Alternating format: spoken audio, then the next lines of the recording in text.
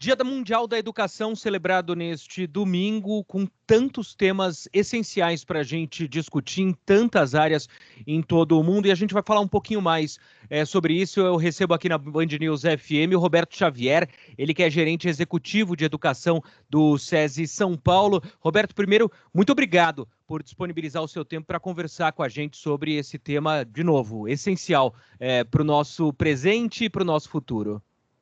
Eu que agradeço, é um prazer muito grande falar com vocês.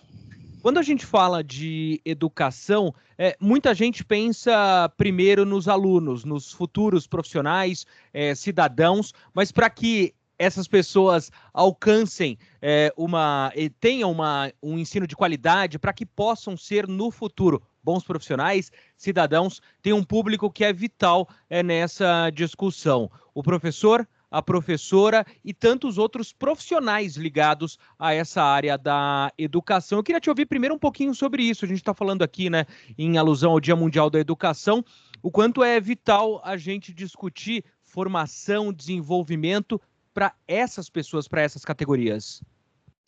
Perfeito, de fato, essa é uma ótima oportunidade para a gente trazer uma discussão para a sociedade do papel fundamental do nosso professor, né, e da nossa professora.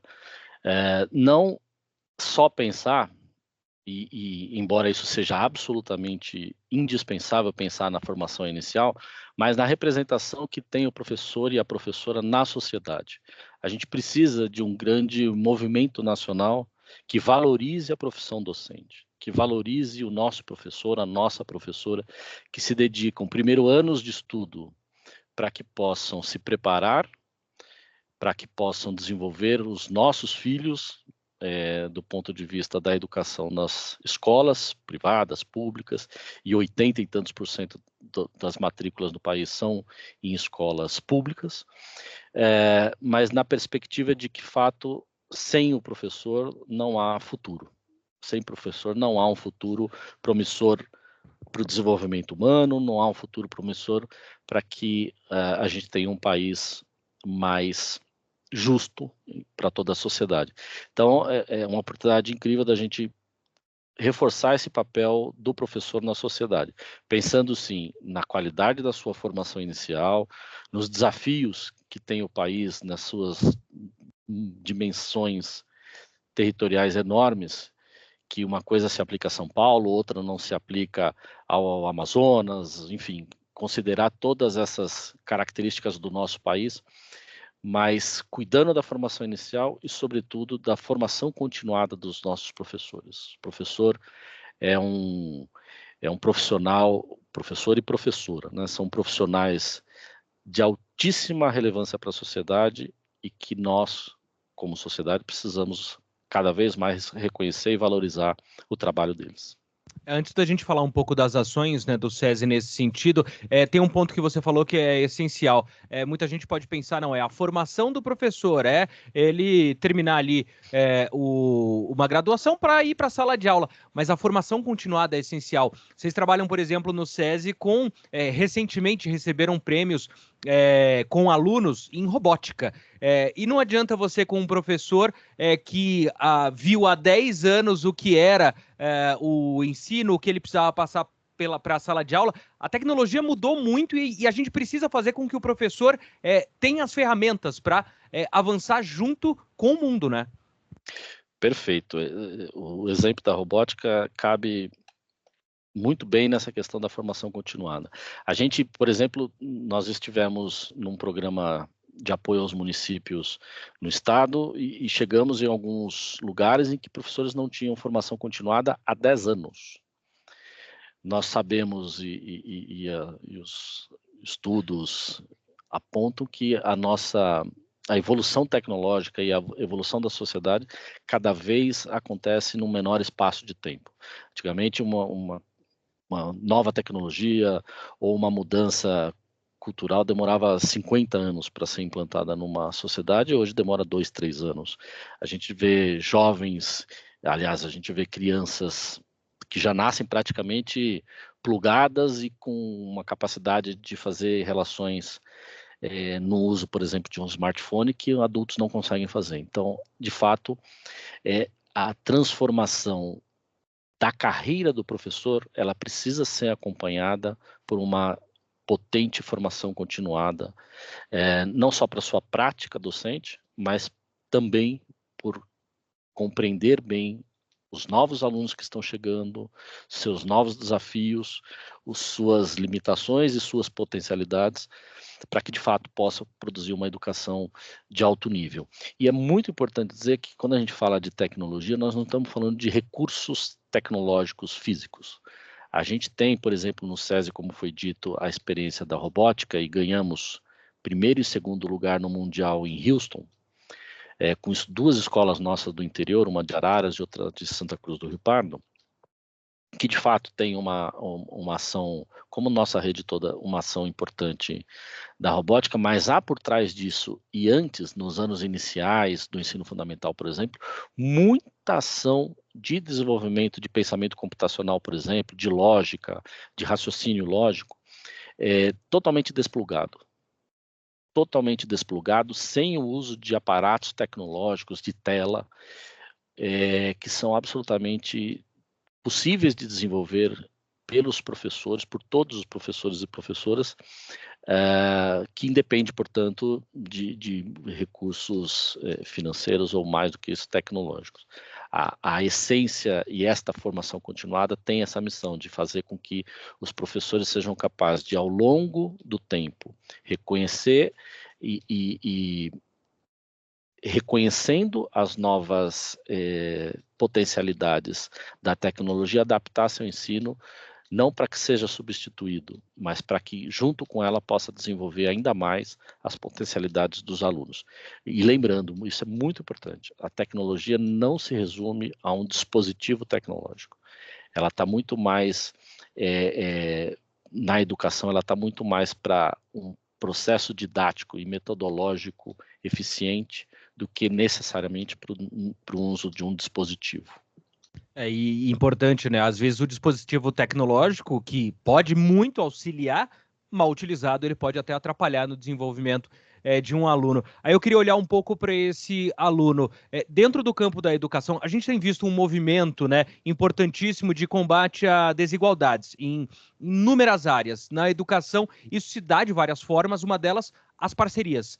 As parcerias de instituições com o poder público. E vocês decidiram olhar para o ensino público. E isso é importantíssimo no combate à desigualdade. Dentro do SESI para Todos, a gente fala, por exemplo, do programa Recompondo Saberes.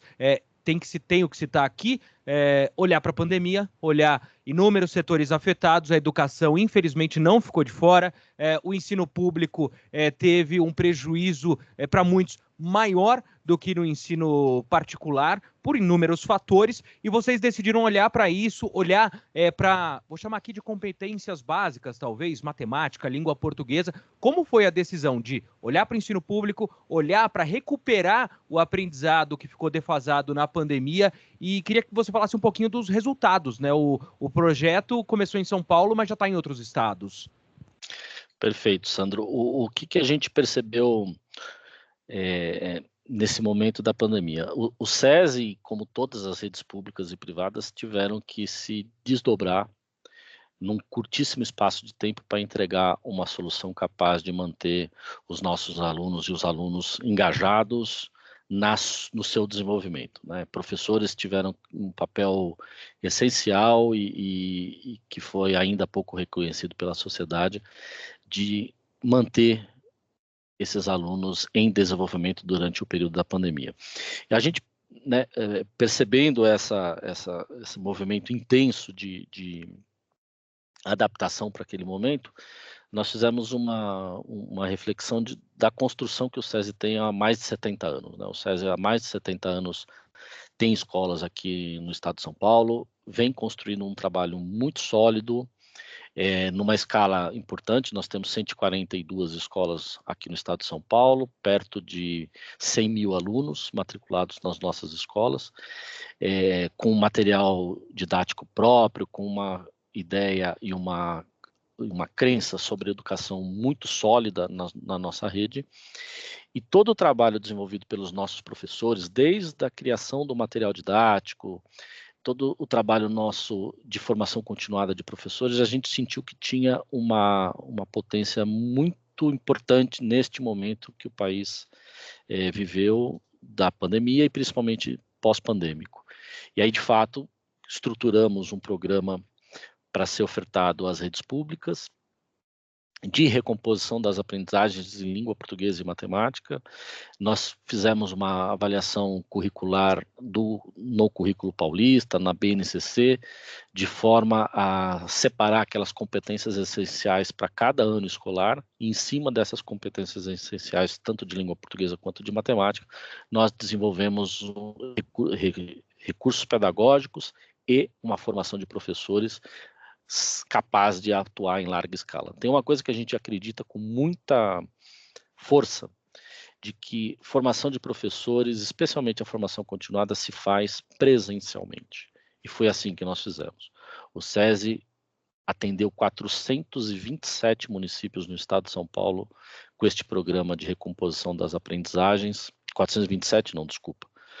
O SESI atendeu 406 municípios no estado de São Paulo com este programa de recomposição das aprendizagens, nos 4 cantos do estado, lugares em que nós precisamos chegar de balsa, escolas em que vivenciamos que não tinham sequer energia elétrica adequada, piso de terra batida, como eu disse, com professores que não tinham formação continuada há mais de 10 anos, e os nossos técnicos chegaram nessas escolas presencialmente, compartilhando as dores e as dificuldades de cada professor e, sobretudo, vivenciando e reconhecendo o grande entusiasmo que tem os professores com o futuro dos nossos jovens.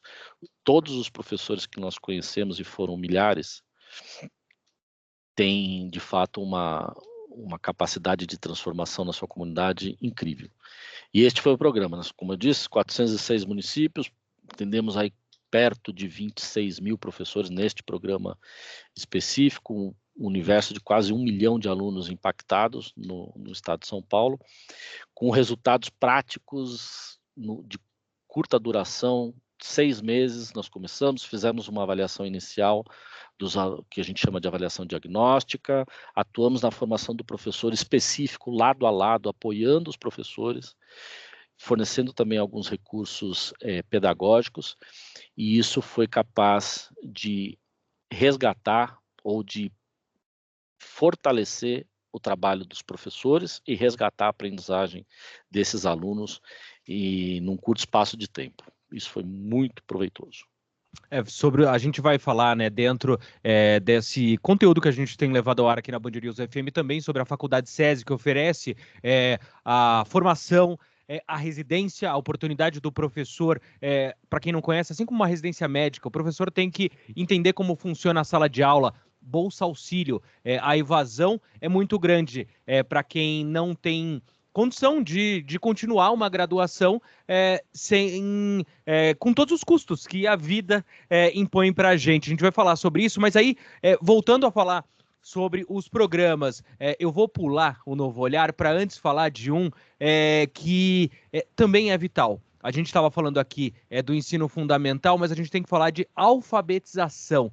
Vocês entenderam que tem uma idade para isso. É claro, se você tem um jovem adulto que não está alfabetizado, é essencial que você lide com essa situação. Mas como vocês avaliaram e quais os resultados que vocês já podem observar desse programa que trata da alfabetização no momento correto em que ela deve ser feita?